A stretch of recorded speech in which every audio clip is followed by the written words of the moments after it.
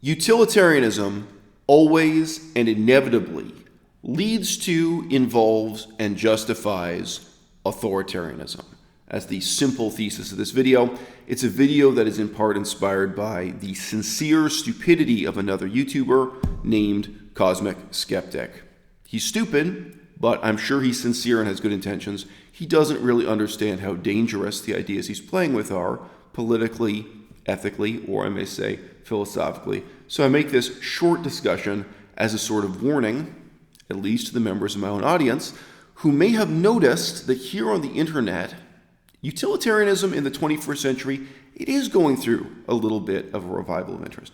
And it's a certain kind of person who's getting interested in the dusty old books of John Stuart Mill now in the 21st century. It's the sort of person who wants to believe that there's an objectively real standard of what is in your best interest as an individual, and that there's an objectively real standard for what is in the best interest of our society as a whole, the greater good.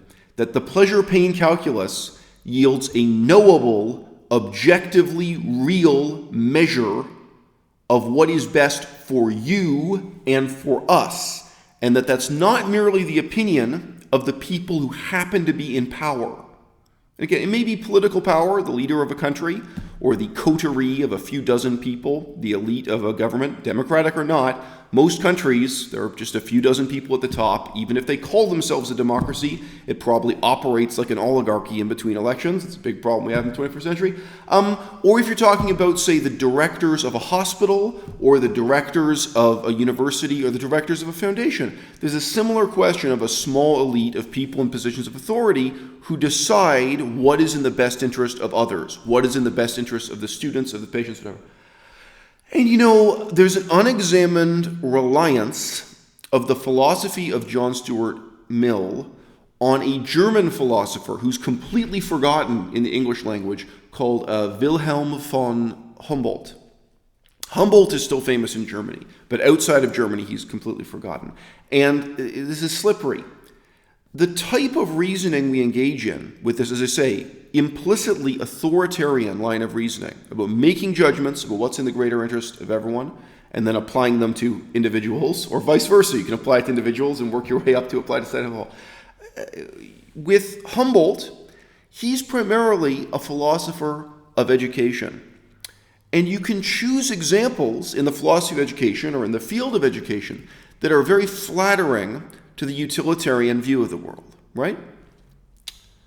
Washing your hands to remove bacteria to prevent the spread of disease.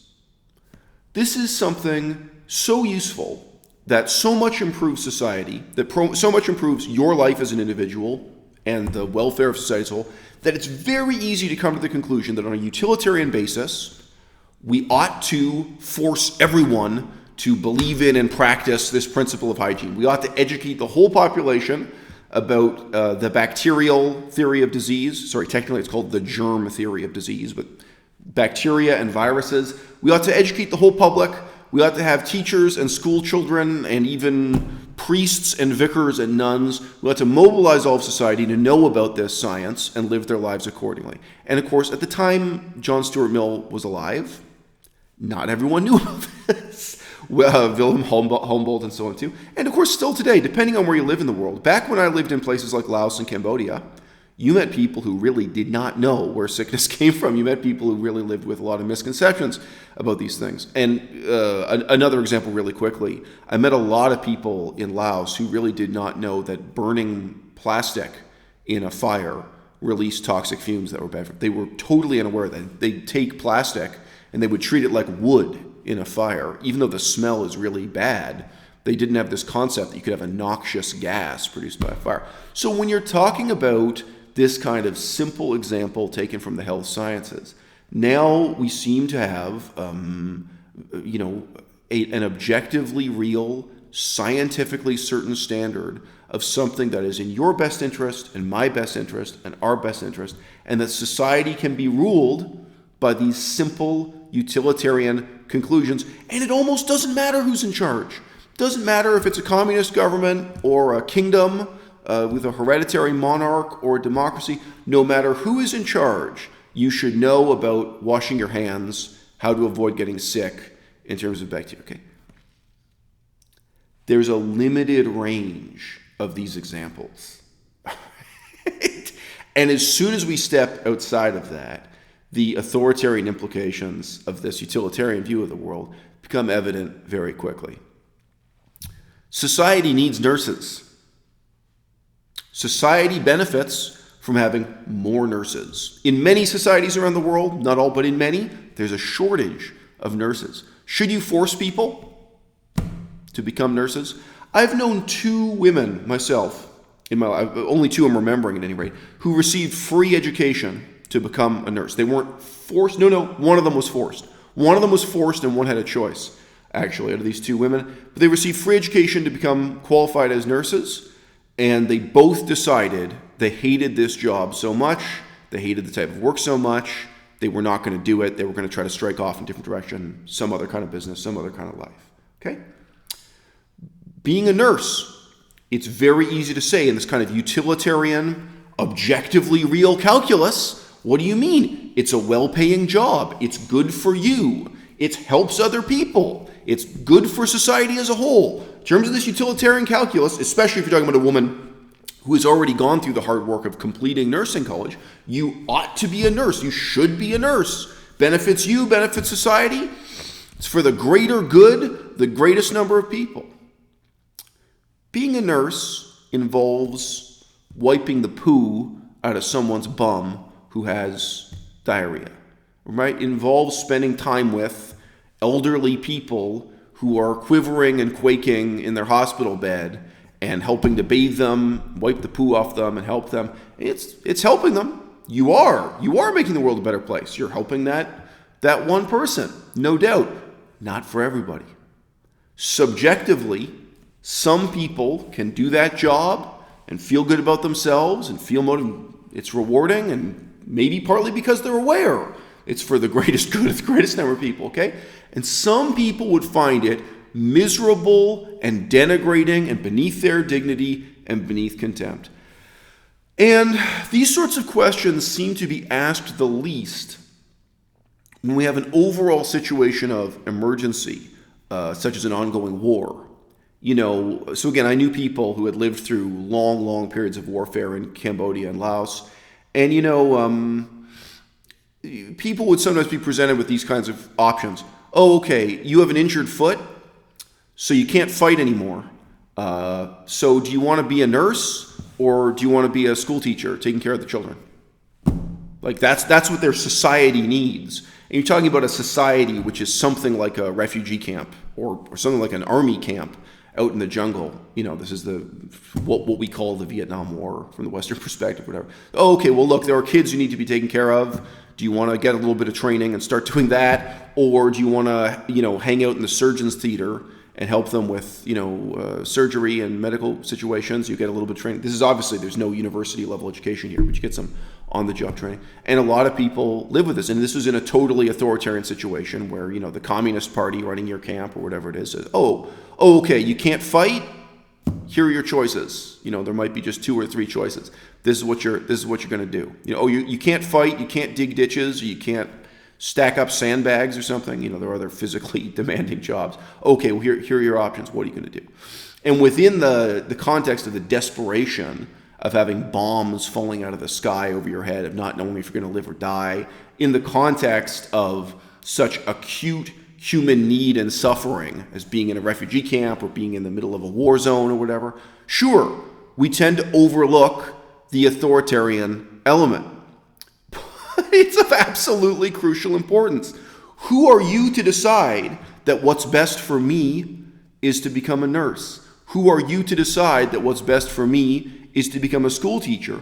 Even if it seems so easy and beguiling to draw up this calculus that it would be in the greatest good for the greatest number of people to have me be a nurse or to have another 5,000 people become nurses, whatever the quota is that the government is pursuing. Who decides? Who decides what is in my best interest? Who decides? Who defines the greatest good, the greatest happiness? for the greatest number of people.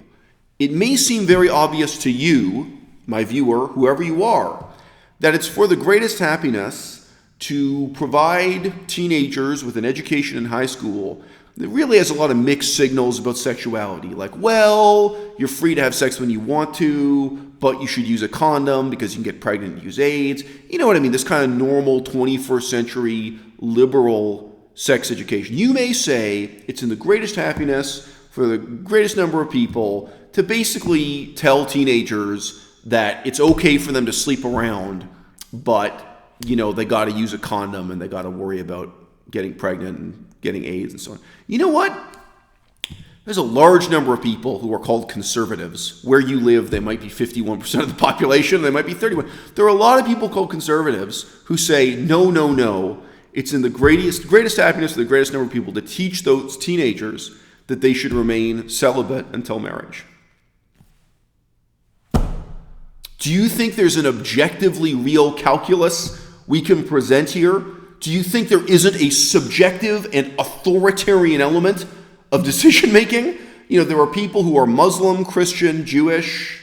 There are even some people who are Buddhist. You can talk to some conservative Japanese Buddhists probably, who really see the role of education in relation to sexuality as being restricting, delimiting, and defining in this way to avoid, of course, pregnancy and heartbreak and prostitution, all of the things that come out of having a more, sexually liberated society where people get to make those choices.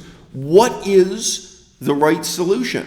Now, I'm a nihilist. I also favor open democracy, okay? So I think you get people together who don't believe in anything, you let them discuss and debate and vote, and you have transparency and public accountability, and I hope that with the passage of time, people make the right decision, but they probably are going to make the wrong decision 5 times before they come to the right decision, okay? It's like a can of tomato sauce rolling down a staircase. The progress of democracy, has no geometric perfection to it, okay? It's never going to satisfy the fantasy of these guys reading John Stuart Mill. And again, what they're really reading indirectly is the fantasy of Wilhelm von Humboldt in his philosophy of education, and they don't even know it, okay? Now, on a one-to-one basis, I'm not an authority figure, but people watch my YouTube channel and they develop some kind of trust for me. And it's pretty often that they do ask me questions about their own education and their own career. People ask me questions like, will they personally be happy? Is it a good choice for them individually to become a nurse or not? And there's some people I've talked to enough where I get to know them a little bit. And I say, well, if you're going to become a nurse, there's these advantages and these disadvantages. If you're this kind of person, it could be okay, but think about this, think about that. And you kind of try to talk through different elements and draw their attention to, so they're making the decision themselves. I don't tell them what to think or what to conclude. Like, well, are you really this kind of person or not? Guys like Humboldt, because I don't want to make it sound like all the evil is on the part of John Stuart Mill and Humboldt was wrong. This philosophy of education stuff, okay, seems really easy to come to the conclusion that everyone should know how to wash their hands, how to avoid disease in that level. Okay, right. And the utility there is largely negative. It's avoiding disease. It's avoiding disastrous consequences. How do you think Humboldt came to this conclusion that it was like really meaningful for people to learn topics like geometry and algebra and ancient Greek philosophy? Do you think that's objectively real? Do you think there's a utilitarian pleasure-pain calculus that says that you ought to spend your time learning geometry, algebra, let's say theoretical physics, different types of math that you may never use in your life, that never may be meaningful to you? Individual people talk to me and they say they're thinking about getting a university degree in theoretical physics or theoretical math, this kind of abstract reasoning. And you can imagine on a one-to-one basis, you can talk to somebody and ask them, okay, do you really think this is going to be meaningful for you in your life? And think it all the way through, because it's possible, you study theoretical math, and then you go on to have a career that's really linked to that as a professor or some other field where you're really using it. But you know what? It's also very possible you get this university degree, you put all this time and effort into this kind of math, and then it's not part of your life after that, right? Like, is that still going to be meaningful for you if you go on and get a job in an unrelated field? A very large percentage of people will. I met guys who were working as English teachers in Bangkok, Thailand, in Beijing, China. I met guys, so they had PhDs, some of them, in theoretical physics or advanced mathematics, this kind of thing. And now they're teaching children in Asia how to say A is for apple, B is for ball. And that's the correct. Some people will be happy with that. Some people will feel like the study of mathematics is rewarding and meaningful and important in a way that's something they're going to carry with them for the rest of their lives, something they want to do, that's the person they want to be, that's the mode of thinking that for them is rewarding in an almost religious sense. They want to do it. It's the right choice for them.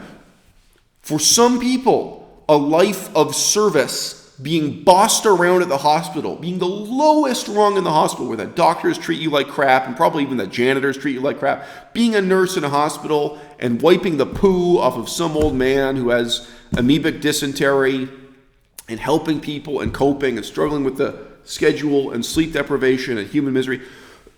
There are some people for whom subjectively and almost religiously that's meaningful and that's rewarding. And not everyone.